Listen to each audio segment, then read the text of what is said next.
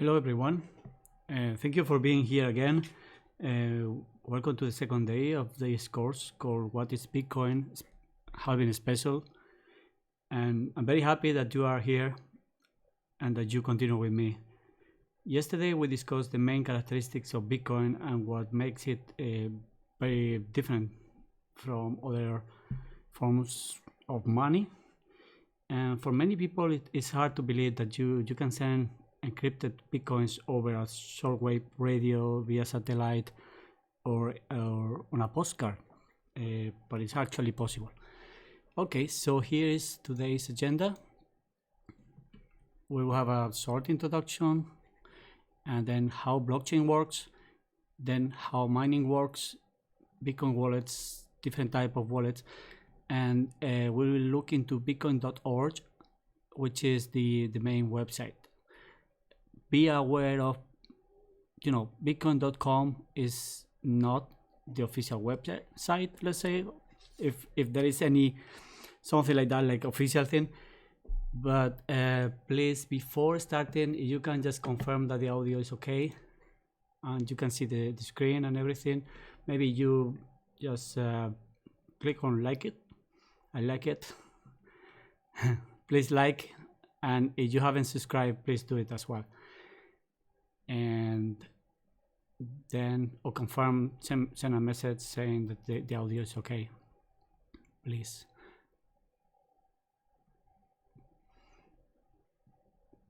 Right. Okay, I see a like. Audio is fine. Thank you, Adam. Okay, so let's continue then. So here is the agenda, and yesterday we discussed the main characteristics of Bitcoin. So please remember that it's a virtual currency.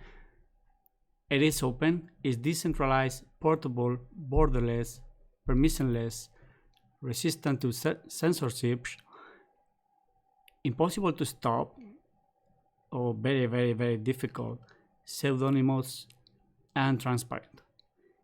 And the Bitcoin reward is the halving is happening in 3 days and 9 hours from now, approximately. Okay. So it is expected to be the 12th of May, so on Tuesday. So here is how really the blockchain how doesn't work really.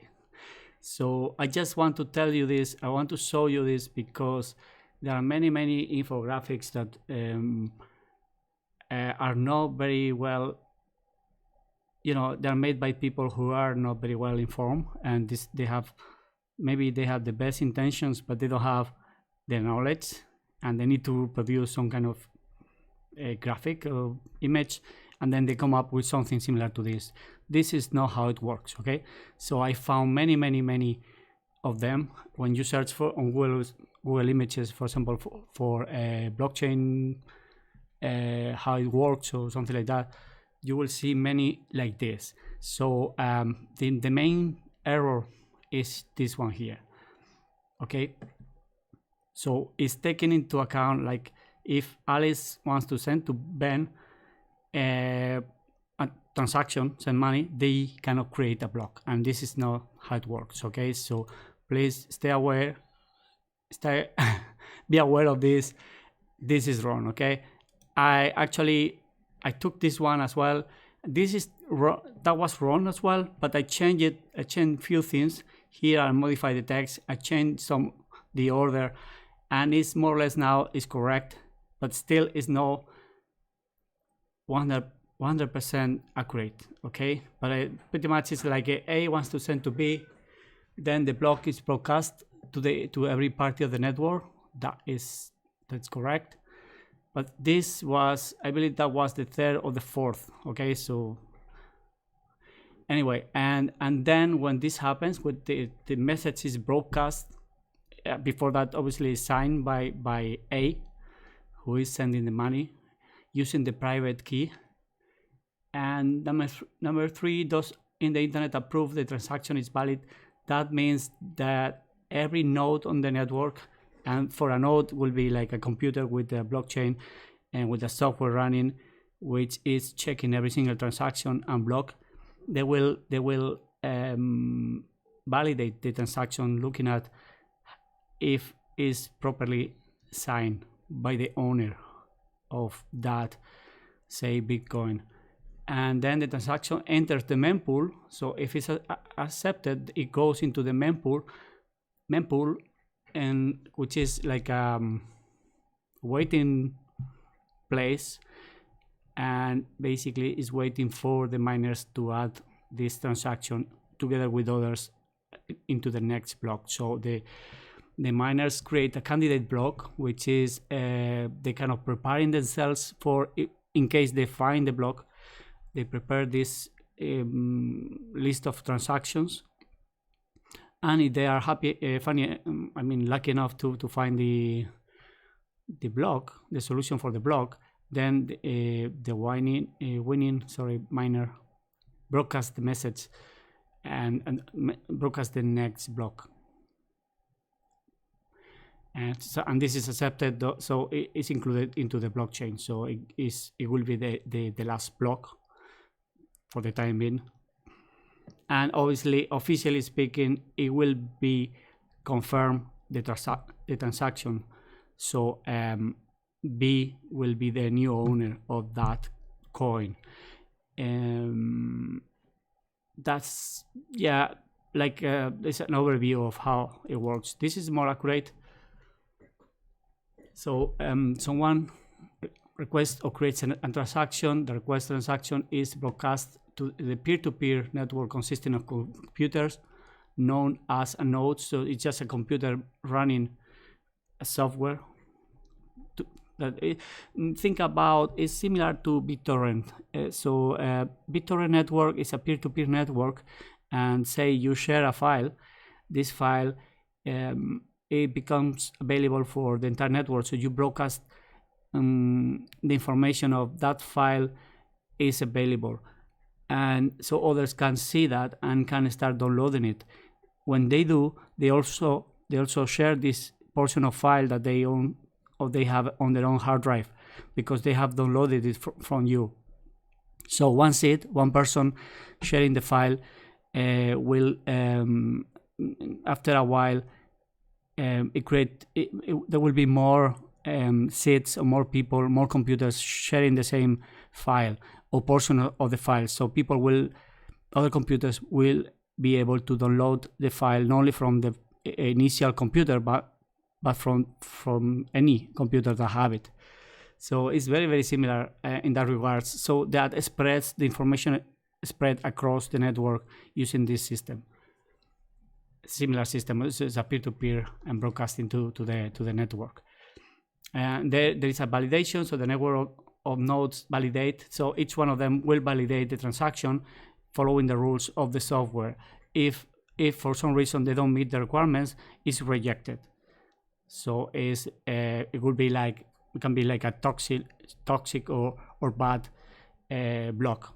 It can be because it was created with the older version of the software, for example, or a modified software or anything like that. So not necessarily is that this is done on purpose, but it can be like it's not compatible anymore with the current version of the core system for Bitcoin, and therefore it will be rejected.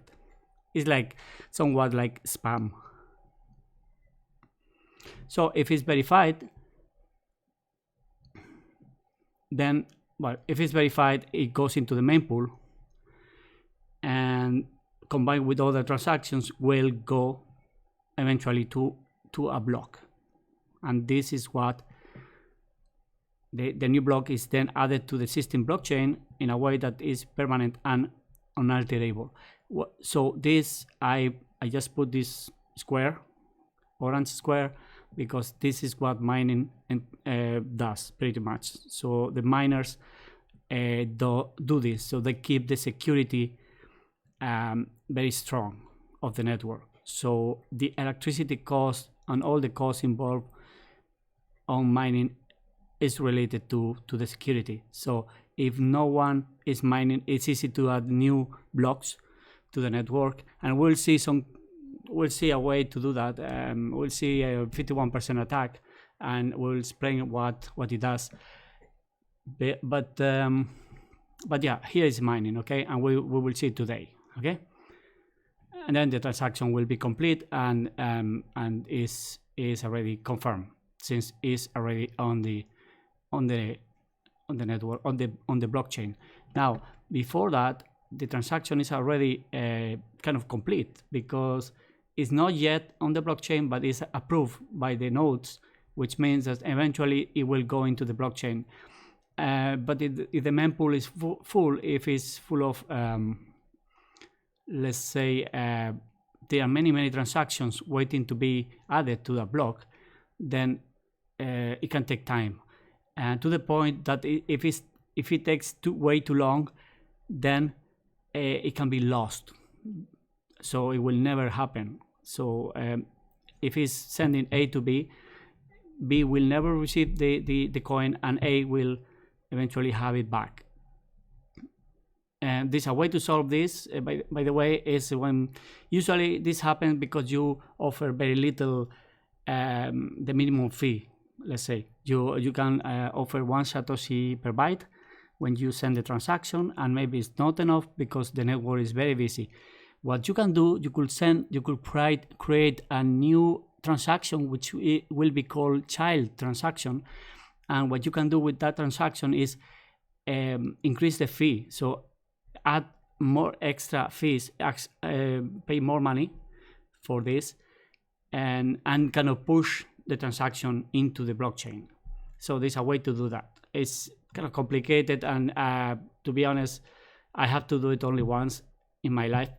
So it's only when the network is very busy, something like that can happen, or you really need to kind of speed up the process because the payment is urgent. Okay. Now I'm gonna show you a website actually, which is I just remember now, and I think I use it often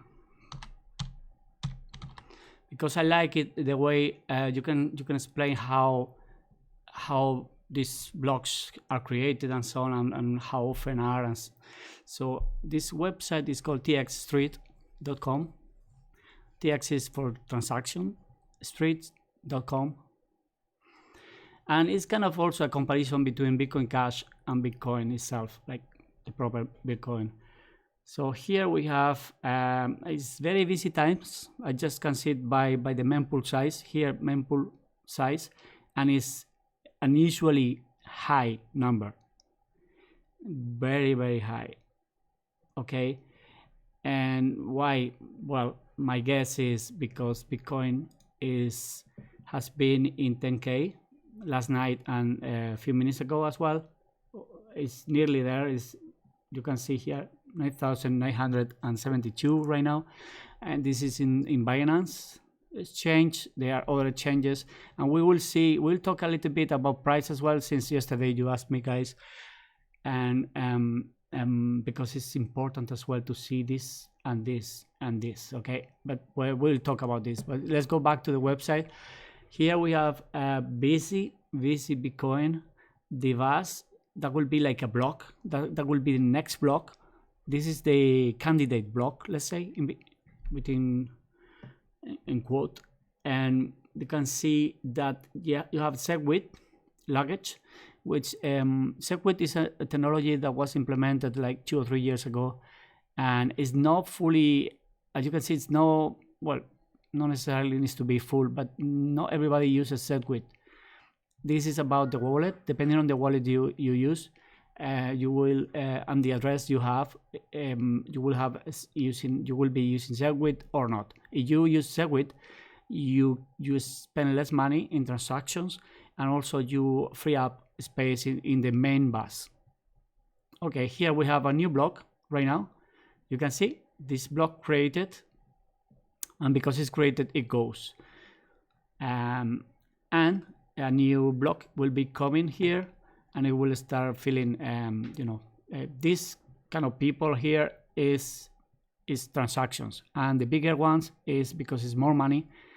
the small ones are just little money. It's the value of the transaction itself. At the same time, here you can see is this is Bitcoin Cash, and it's very unusual. It's a lot of traffic as well, because if you go to this website in a regular day, you barely can see any people just moving here.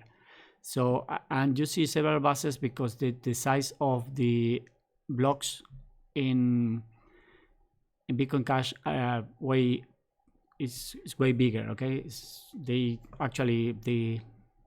split it because they wanted to change Bitcoin and they wanted to add more space on the block.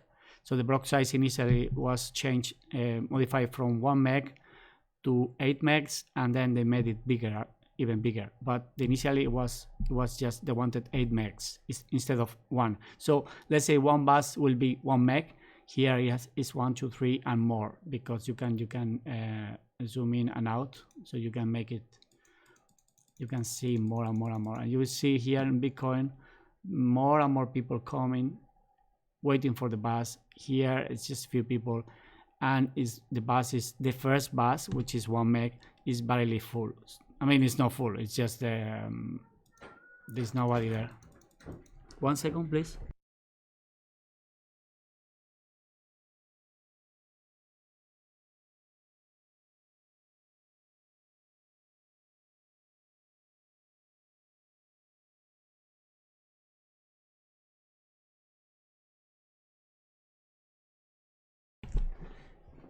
Right, and we are lucky enough to see another bus going from Bitcoin. This is very, very unusual, and that is related to the mining difficulty and the hash power and all this, which I will explain later on. So be aware of this. Is the mempool usually is usually 1-2 million bytes usually. So, but here you can see is 45. And this is because many people, I guess, they are trying to send the money to exchanges, or they have bought Bitcoin and they want to send it to the wallets. And so the blockchain is now busy. And that's why right now you can see the median fee of Bitcoin is nearly $2. And as I said yesterday, I have sent transaction with only 1 cent of US dollar. So, and this is related to 93. Here is the median is 93.11 satoshis per byte. A satoshi is the minimum amount of Bitcoin. Okay, so 100,000 satoshis is 1 Bitcoin. And you can see the price of Bitcoin, circulating coins. We already talked about this yesterday as well. So this website is a nice one to see and to understand how the blockchain is working internally, and when they find a new block, the average of when the network is, when there are not many miners, it can take a long time to find a block, and but now you saw in 2 or 3 minutes you found a block, and the average is supposed to be 10 minutes. Okay, and let's go back to the presentation. Feel free to ask any question. You want me to clarify anything, just write on the comments and I'll be happy to reply. So let's talk about mining. You see, this is funny thing, and how to figure out miners in winter. So mining spends energy and generates heat. So if you see something like this, somebody in this house is either mining, or I don't know, maybe doing something else, having some kind of illegal plants or something, because this is obviously a lot of heat compared to the rest of the houses. Oh, they have, but it's isolation. But I thought it's kind of funny, because I know people who were mining and using the miners just to heat up the house in winter. Okay, but it's not so good in summertime, obviously.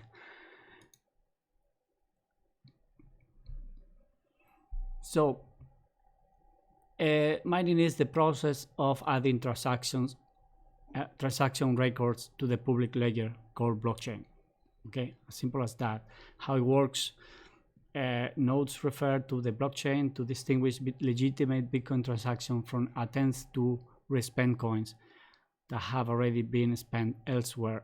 So, for example, is what is we saw before. So when every node will check against the blockchain itself when they receive a transaction, and before broadcasting to others, they will see if it's legit, if it's meeting the rules of the network, if they haven't been spent before, and if that's the case, then they will forward and or they will be kept. Otherwise, they are rejected.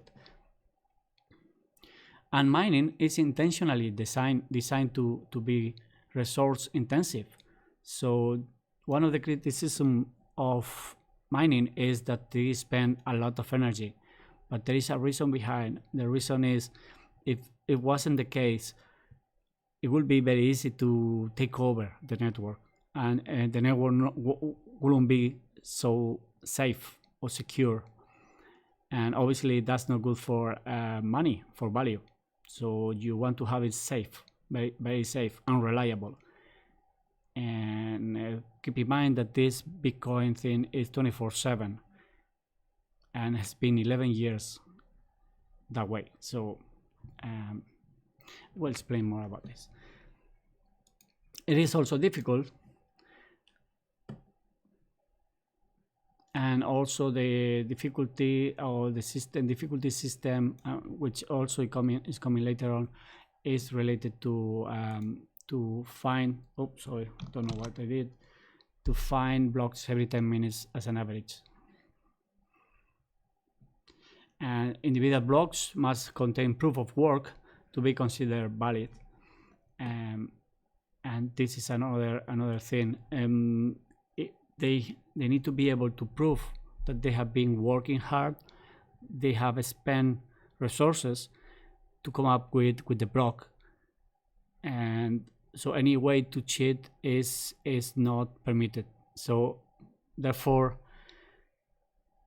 for example, when somebody wants to split a network or a blockchain, you can do that, but then nobody will follow unless you have most of the resources with you. Okay, so there have been attacks to Bitcoin in that way, especially when there were forks, and there was this Bitcoin Cash fork and other forks afterwards. And the miners that started and moved to the new fork, to the new coin, they were like, kind of the first days, they were like competing to see which one is the real Bitcoin.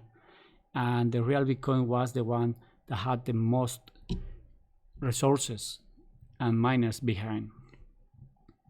That's why Bitcoin Cash didn't become the main Bitcoin. Like, think about Ethereum. If you know Ethereum, you may know also that there is Ethereum Classic. Actually, Ethereum Classic is the real or the original network, but because Ethereum, the new Ethereum, or the what we know as Ethereum, had the most miners behind and the most resources and nodes behind, then it was the winner, and is still being called Ethereum, whereas the other one is called Ethereum Classic. The current Ethereum is a different one, which it was modified, and pretty much is related to some hacking that happened. At one point, the network was hacked, and they wanted to roll back the network, and which means go back and modify some transactions that happened in the past. And this can only happen if everybody agree. And so most people agreed, not everybody, but most people agreed, but some people who didn't agree continue with the network as it was, and is what is called today Ethereum Classic. Okay, so another thing that happens with mining is that it serves the purpose of disseminating new coins in a decentralized manner. So as we saw, the miner will create a new block, and as a reward, they are allowed to create a new transaction called Coinbase. which will give them 12.5 Bitcoins to them. Now, this is 12.5 now, but the halving, after the halving, which is next week, is in 3 days and few hours, is gonna be 6.25. So it's half. And it's called mining pretty much because it resembles the mining of other commodities. So initially, we saw, actually we see it here. Initially, it was easy to mine and much easier, and the reward was higher. And this is when, let's say, resembles when somebody find a gold mine. Initially, gold is so easy to get, and you don't need to spend resources. But over time, it becomes harder and harder, and you need to use more machinery, chemicals, energy, time, people, and this is pretty much this is the idea behind. So you want to resemble something similar, which is scarce. And at the beginning, it was easy to find. Any laptop could mine Bitcoins, and the reward, it was 50 Bitcoins. Then it became 25, then 12.6 is gonna be next week. 4 years from now, it will be 3.12, and so on. Okay, so it's resembling like copying this system. Okay,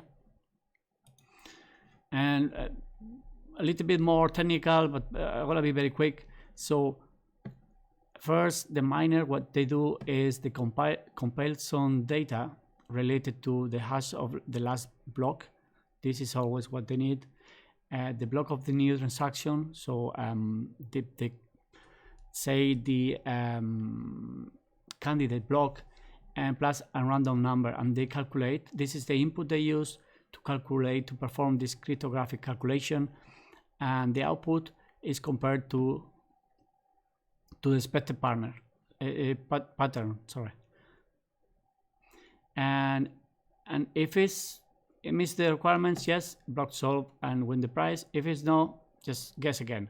So this is what they do all the time.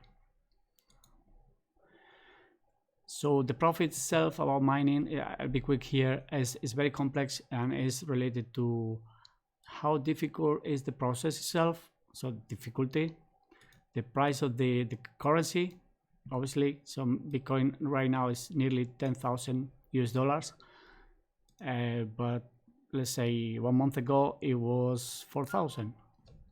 So it's hard. It's very hard for miners to calculate their profits ahead because it's almost impossible. It's very difficult. It changes all the time. You can calculate the cost of electricity. You can guess more or less the price, how it's gonna evolve, but also the complexity is something that you don't really know, because the more people trying to mine, the more complex it become, and the more competitors you have. Therefore, you get less of the part of the pie. Let's say. But the expected annual profitability in mining ranges from 120 to 200% per annum. But it can be easily, as I said, it can easily change a lot, and it can be minus something. So some miners are actually losing money, but they're expecting the price of Bitcoin to rise so they want to keep the Bitcoin for a while, just to see if it rises the price. But obviously at one point they need to sell, because they will have to pay expenses. So difficulty is, mining a block is difficult because the SHA-256 hash of a block header must be lower than or equal to the target. So that's the main thing, and this is related to difficulty. And so the expected output, you cannot guess backwards. So you need to be calculating and see the result, and then compare with the target. The target can be has to be equal or lower. Lower means it's about the number of zeros. So you must start with certain number of zeros, and many attempts must be made.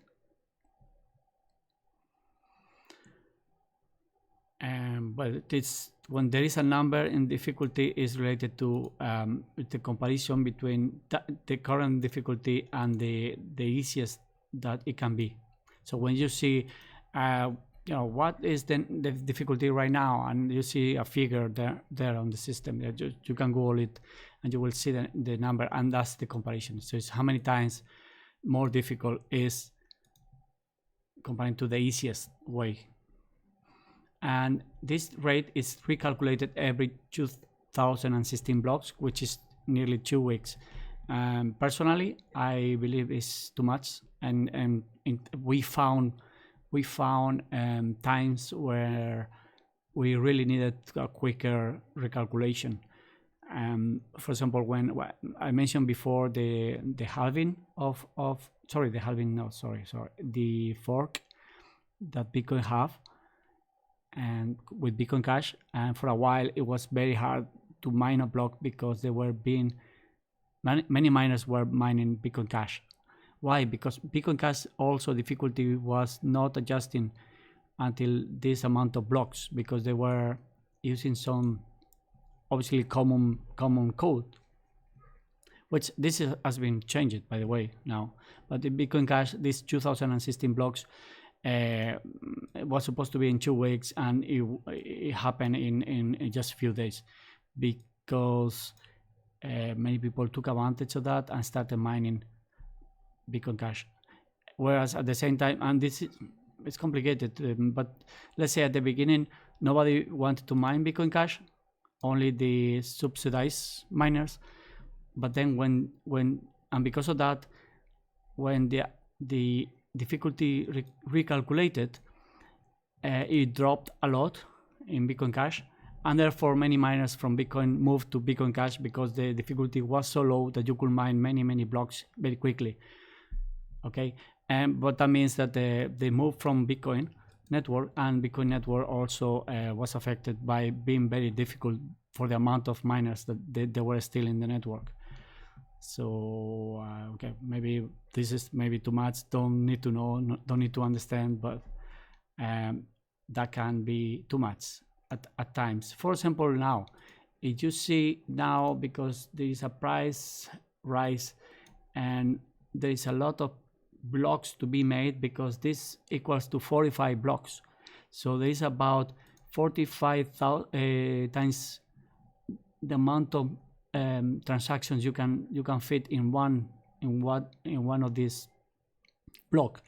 Therefore, some transactions will be waiting very long, like for days, because if it's one block every 10 minutes approximately, and there are 45 right now, if there is no more transactions from now to, I don't know, 45 blocks from now, they will be filling the block, every single block, with their existing mempool, and that's not good. So at the same time, okay, well, don't worry too much.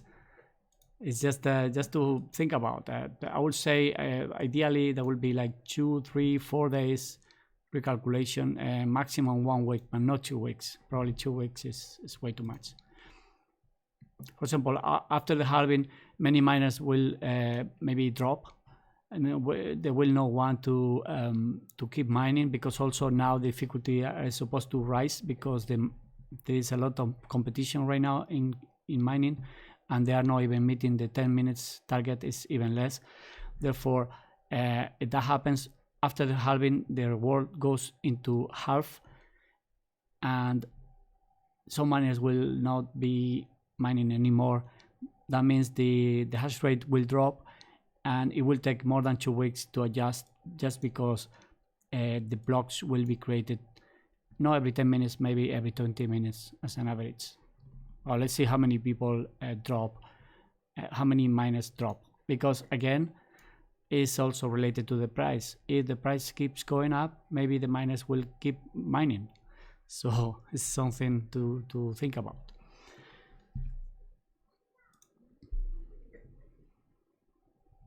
Okay, we not only see difficulty going up, we'll see also going down. So it's also depending on how often there's a new block and what it does. If it's less than 10 minutes, then the difficulty goes up, and if it's more than 10 minutes, difficulty goes down. Okay, I will mention the other thing. Some of you may have heard about cloud mining. Cloud mining is just somebody else mining for you. Okay, it's as simple as that. So is okay, mining itself is no easy. I mean, it's an easy thing, but you need the space. The miners are very noisy. They generate heat. They spend energy, and maybe energy here, like energy cost in Ireland, is high, and many other parts of the world. So for us, maybe it's not worth to do it, to be honest. So some people say, okay, what if I get a company doing cloud mining? So you centralize the process, so you go to a data center, and where there are many computers and good internet connection and maybe cheaper electricity, and you say, look, okay, let's put some miners there and start mining. And what I can do is I gonna offer you, you give me some money every month, or you give me some money one off. I gonna lend you this amount of hash power, which you can receive the payments yourself, or I can send it to you, or something like that. So, and I may charge you every day. Usually what they do is they charge you every day like some fees for electricity costs and maintenance. It can be some cents per, it depends how much you pay and how much terahashes you get in your contract. And usually the contract is for 2 years. In some cases it's forever, as long as you make more money mining than the cost of the fees that they charge you. What happens is they charge you in US dollars, and they charge you fees also in US dollars. So when you get the contract, you pay US dollars, and then you pay some fees every day in US dollars, and they convert Bitcoin into US dollars, like the daily price, and see if you can at least cover the cost of the fees. My advice is stay away from this, because only works when the price of Bitcoin goes up a lot, and right now is not really recommended because of the halving. So if you calculate, you go to any calculator online for cloud mining or for even mining, you put the hashes per second, which is the speed of the mining, and you can put the cost and so on, and you calculate. But when you calculate based on the reward of 12.5, and you can say, okay, well, maybe I can get my money back in 10 months, and the contract is for 2 years, so the rest of the time is profits. This never works this way. Usually what happens is the competition rises, therefore you get less and less. The price of Bitcoin may not go up, or even can go down, which obviously is bad for you. And also you have this halving thing, which is affecting you a lot, because it's divided by 2 the reward that you can expect. So right now it's not recommended at all. Maybe 2 or 3 years ago I would say yes, okay, maybe it was possible to get some money, but still is not recommended at all. It's a no-no, a big no-no.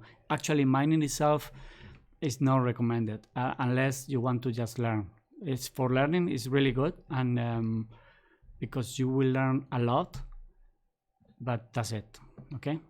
The only thing, if you really want to try, go and check Genesis Mining, because it's one of the most reputable company, and they have very good videos online where you can see their facilities.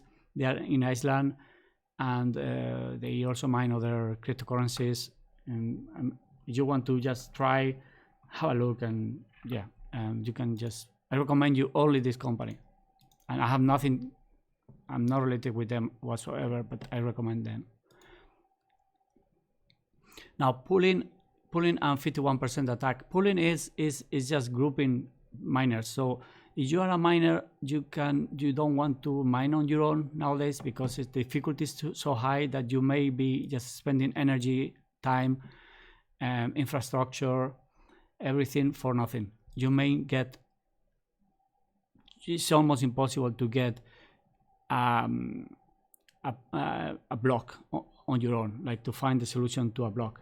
So, and that's why people use pooling. Pooling is just, there's something called pools where people connect to them, and the pool will be dividing the tasks among the miners. It will be sending you some, not you, sending to your computer. When you link to your computer or your miner to them, they will be sending you some kind of dividing you, giving you your tasks for the computer to analyze and to calculate. And you may find the block, or somebody else will do, but the thing is the reward is shared between participants, and that's the good thing. You can, by using this pool system, you can say, okay, you can kind of calculate much better your expected rewards, expected income, much better than on your own, because on your own it's almost impossible unless you are really a huge farm on your own, and even though some farms join pools. And 51% attack, you may have heard about this, and sometimes there are news about coins being attacked and so on. Just to give you an example,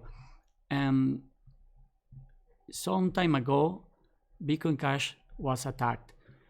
The reason is Bitcoin Cash uses the same algorithm, mining algorithm, than Bitcoin, and because of that they can just get attacked because there are less miners mining using mining Bitcoin Cash compared to Bitcoin itself. So when you just change from one to another, so if few miners move to Bitcoin Cash and go and trying to attack them, they're gonna be more than 51% of the miners of the network, and that means that they can take over the network for a while.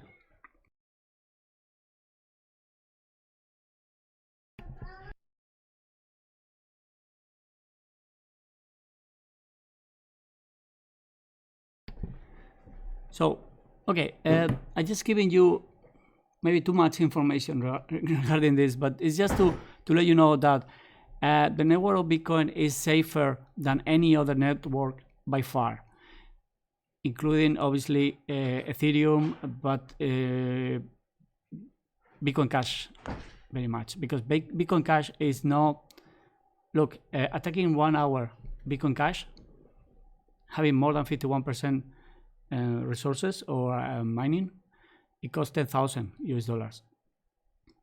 So it's not so much. And attacking 1 hour means that you can send and receive. Well, okay. First, I should explain what you can do when you attack the network when using this 51%.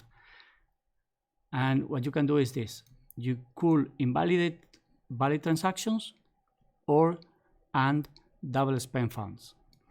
Okay, so this is the main thing. For example, you could say you could buy before Bitcoin Cash, and then you could send it to an exchange, say $20 million. You send it to an exchange, then you confirm by creating your own blocks. It's gonna be confirmed, so the exchange will see that it's confirmed and it's fine, and it will put these funds into your account, and then you can double spend this. You can spend it somewhere else. So it's kind of getting back the money from the exchange and sending it somewhere else. You know, that will be double spend.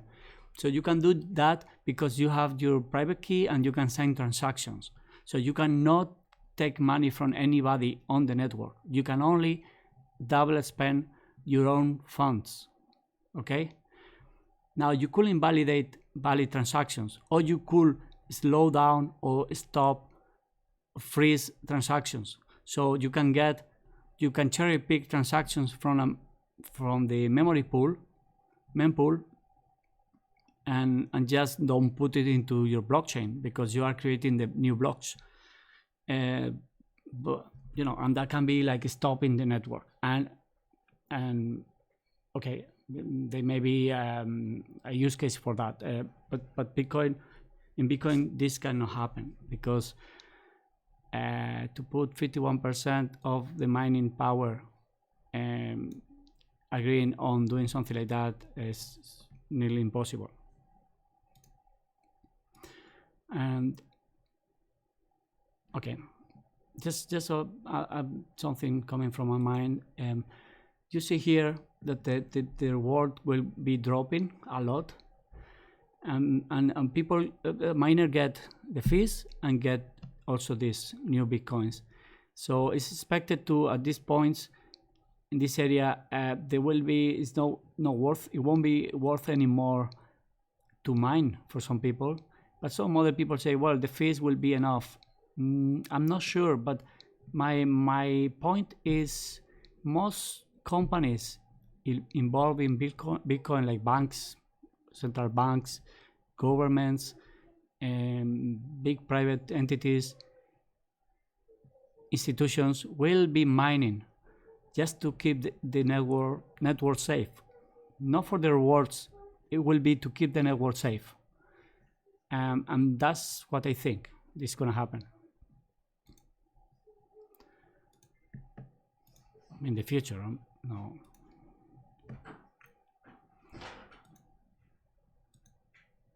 Okay.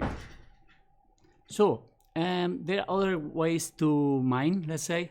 What we saw before is proof of work, and you have to prove that you have work, you know, like we saw. And it's like spending energy. There's something called proof of stake as well, and this is what Ethereum is planning to do since long time ago. Like 4 years ago, they were having plans to do that already. But it looks like it's gonna be this year. Finally, it's gonna be proof of work. Actually, it's gonna be mixed proof of work and proof of stake for a while. Both are gonna be working at the same time, as far as I learned. And then eventually, one day, it will be only proof of stake. Proof of stake is as simple as you have some stake, as you can see here. This happens by a miner putting up a stake, or looking up an amount of their coins to verify a block of transactions. So, for example, if you have 2% of all Ethereum, you will be able to mine 2% of that. This is like an example. This is not how it's going to work. For Ethereum, it will be you will have to have 32 Ether kind of frozen or staking. And if you have this, you will be able to generate more Ethereum. By the way, Ethereum, as we saw yesterday, Bitcoin, and Bitcoin is going to have 21 million as a maximum supply. Ethereum has no limit, not at all. Okay, so it's gonna be creating new coins every single block forever, unless they change the consensus. But right now, as it is like that. And masternodes, maybe you heard about masternodes as well. Masternode is actually is proof of stake, but with a minimum amount of coins, and those coins have to be put on a special wallet, which will work as a masternode. So some coins have a masternode, some coins have proof of stake, some coins have both, some coins have proof of work, and some coins have proof of work mixing with proof of stake, which is what Ethereum is going to have. So sounds complicated, but masternode is like you have to have. So for example, you check some coins, they ask you to freeze 5,000 coins on a specific wallet or in order to run a Masternode. And sometimes you need to have a virtual server with a fixed IP address, and some other times you don't need to do that. So it depends on the coin itself. So they have their own rules or their own way to do this proof of stake. But it's a Masternode. Some of the coins have both, but what happens is when you do proof of stake, you just have the coins on your wallet and you are staking them. And when you do that, you get some reward, but it's very, very little. But if you put them in a Masternode mode, then you get more rewards because you create the new blocks. Now, so far, proof of stake hasn't been proven as strong and safe as Bitcoin, not at all. So and hasn't been attacked as much as Bitcoin has been tried to be kind of broken or hacked, and so didn't pass those tests.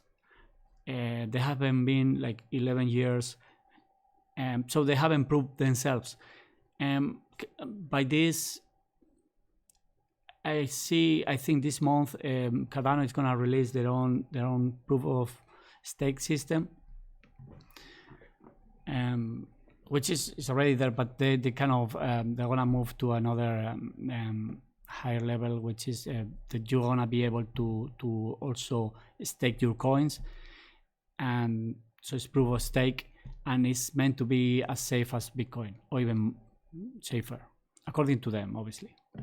So pitfall, the last thing about mining, pitfalls and concerns about mining, energy consumption. They spend a lot of energy. That is true, but they tend to be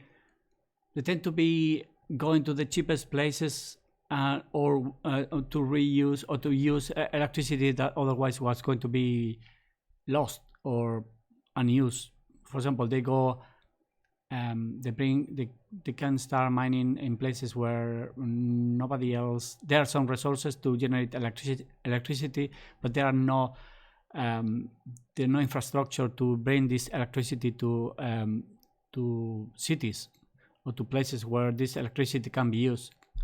So, for example, I'm talking about Siberia and Iceland and some places in US where there is like a water flows, and other places where you can generate electricity, but it's too expensive to invest in the infrastructure to bring this electricity to cables and everything to bring this electricity to any place.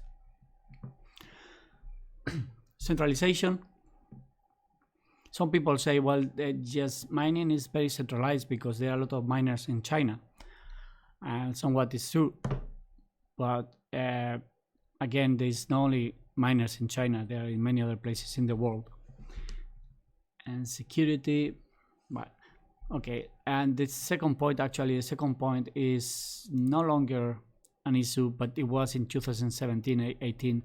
So people gamers were complaining that they couldn't find GPUs, and also they were too expensive just because many people tried to mine, especially Ethereum.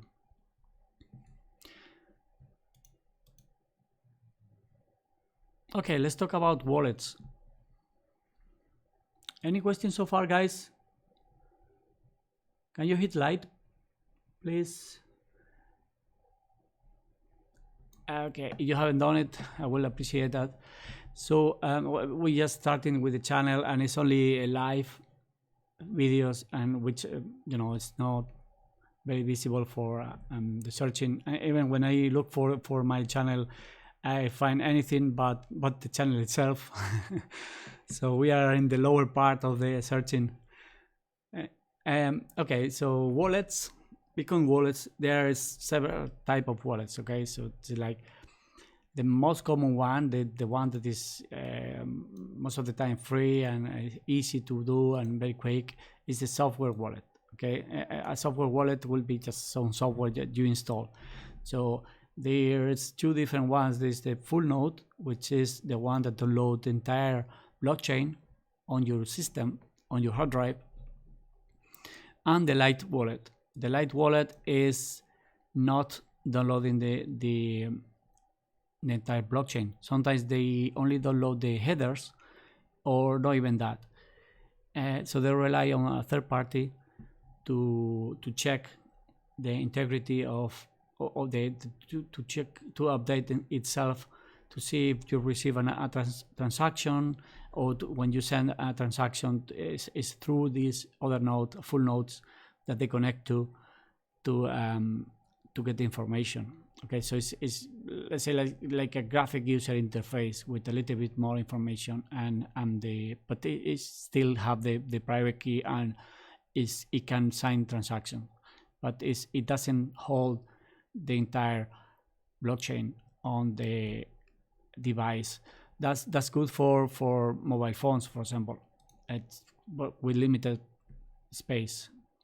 So okay, operating system, there are wallets for everything. You have for Windows, for Mac, for Linux, for Android, for iOS, and you can install it in desktop laptops. You can also use mobile devices, and there is something called hardware wallet, and the most common ones, or the well-known ones, is the Ledger Nano X.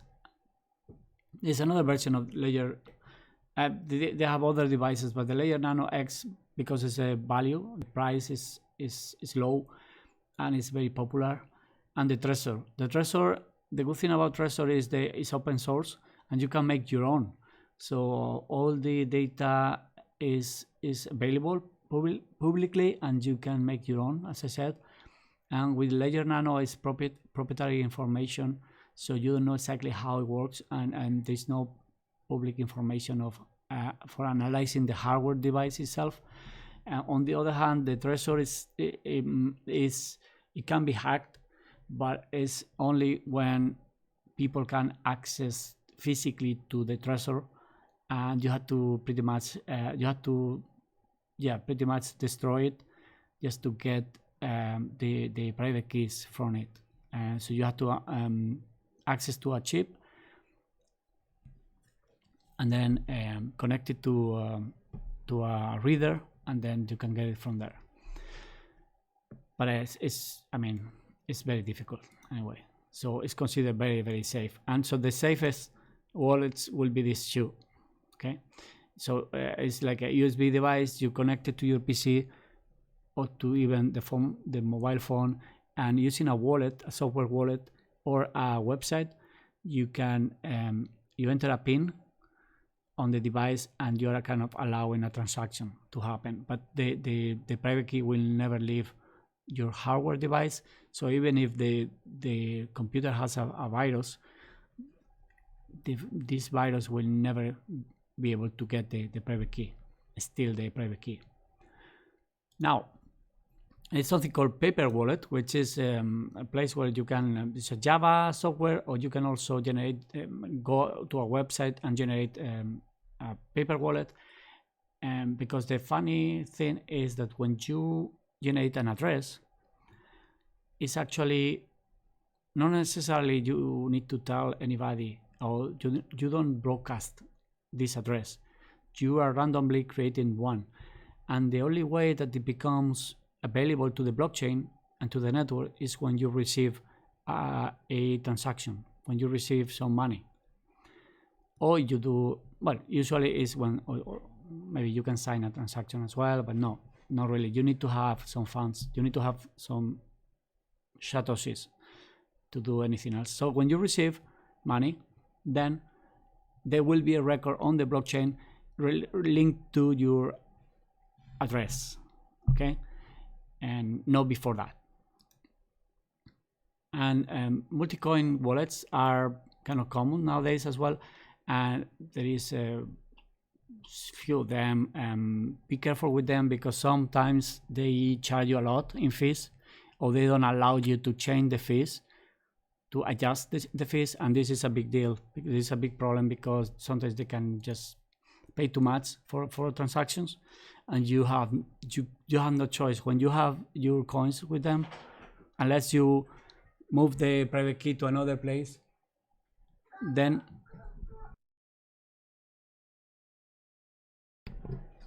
So be careful with that. Usually they do are with or without services, extra services. Some services are changed, so you can just from Bitcoin buy Litecoin, for example, or vice versa. You can buy I don't know, DAI, which is a stable coin, or you can buy Ethereum with Bitcoin, and then mixing, which is a way to mix your coins with others.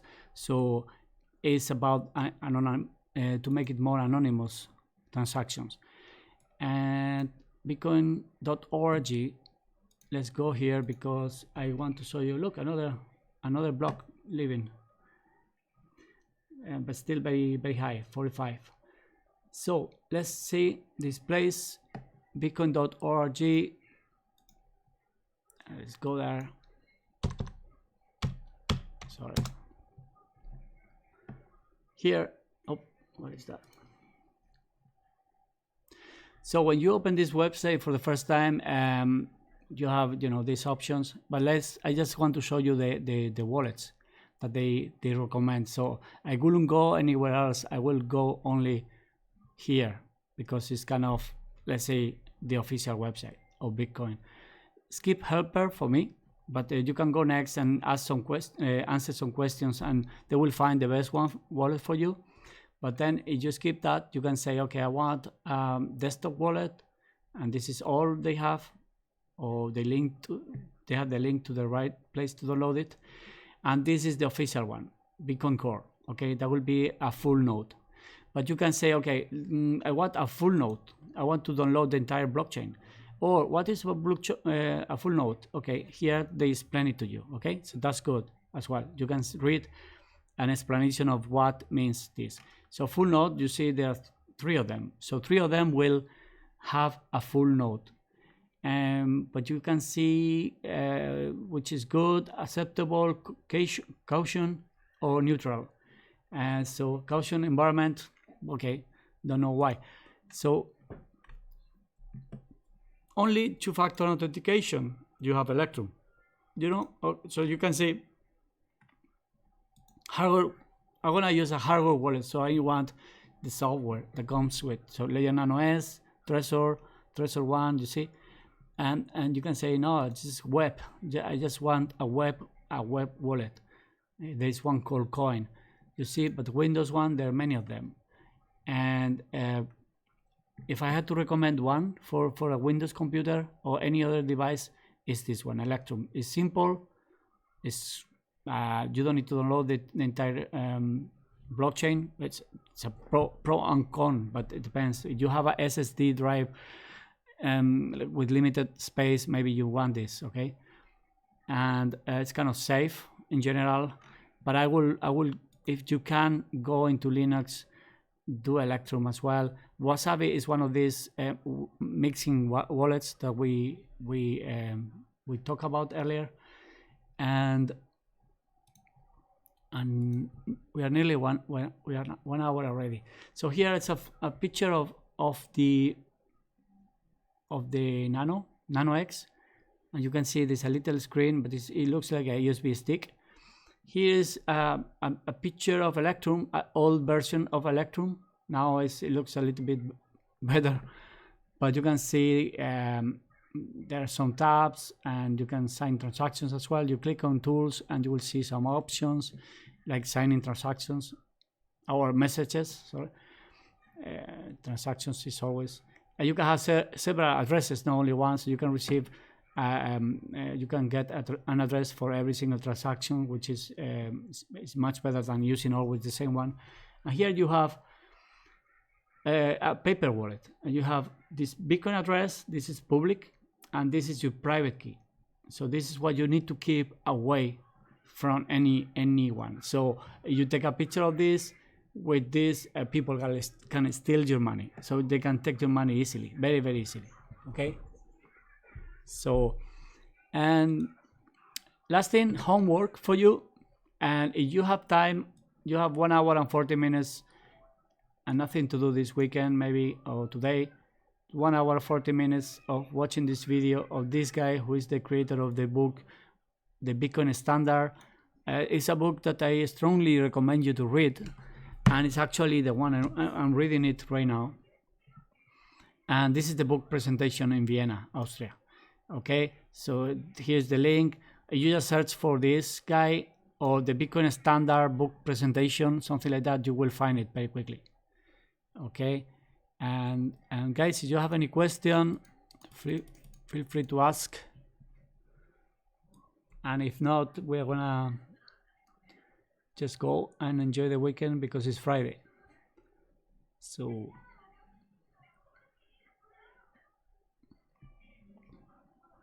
let's talk about price in the meantime. If you have any question, please write on the comments, and let's mention a little bit the price, how important it is, what is happening right now. Look, you can have this like that, or it doesn't matter how you want to do it, maybe like this, whatever. But the reality is this is a downtrend line which has been broken.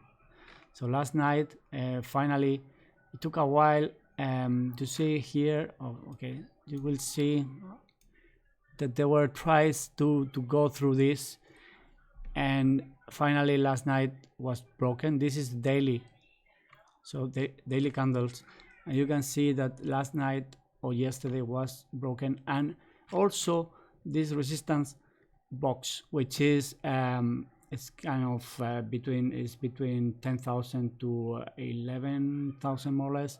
It's actually, it could be smaller, but let's say that it's trying to now break or go into this resistance area. But the also important thing is, you see here the 55 days average, the EMA 55 is going to go, and maybe in 2 or 3 days will surpass the 200 moving average. That means that it's very, very bullish. Now let's see what happens, because the halving is here in 3 days, and what happens sometimes is that people will start selling, because this resistance time, that some people will try to sell and get profits. But if we manage to break and cross these two lines, it's gonna be a golden cross. And the last time that this happened is here, and you see here, and we got good price pump, and here as well, and look what happened. So this is 2007. Oh, sorry. This is when we got 14,000, more than 14,000. Actually, we can see like nearly 14,000. And here there's no data because this is Binance, but as well here was also crossed, and it's when we got 20,000. So my point is crucial. We broke this. We are into here. We're kind of consolidating now, and if we don't get a drop in price, an important one that goes below this, it can pump even more, and it can become like 13 easily. 13, okay, let's say 11,000. We can go into 11,000 area, in this area, very quickly, very, very quickly. It can happen in maybe this weekend, or I say it's 1 or 2 days from crossing. So say I'm saying it can happen, but it can also drop a lot. Okay, the only thing that here is the drop for the virus, and then it has been recovering since, and in few days it's much better. It's doing much better than anything else in any, like, in comparing to gold, comparing to stock market, is doing much better, and is very bullish. So if things keep going up, we don't have to wait so long to get new times high. But I am very bullish always, but I know it's gonna happen. I don't know when it's gonna happen, and nobody knows anyway. But it looks like there are good news as well. There's you check the news about cryptocurrency, there is somebody like important people in the regular investment kind of world, that millionaire people are publicly saying that they are investing in Bitcoin, which is very bullish as well, and it's on TV, on the main mass media, and that can also make other people think about investing in Bitcoin. So let's see what happens. I just, as I said, nobody knows. Things are looking good anyway, and it's a matter of time. So I see no questions. Thank you, really, thank you for being there, and I hope tomorrow you join us as well. I will put the link on the Meta group and also on LinkedIn. And please join us tomorrow, and we will keep going with this course. Bye bye. Enjoy the weekend. Be safe.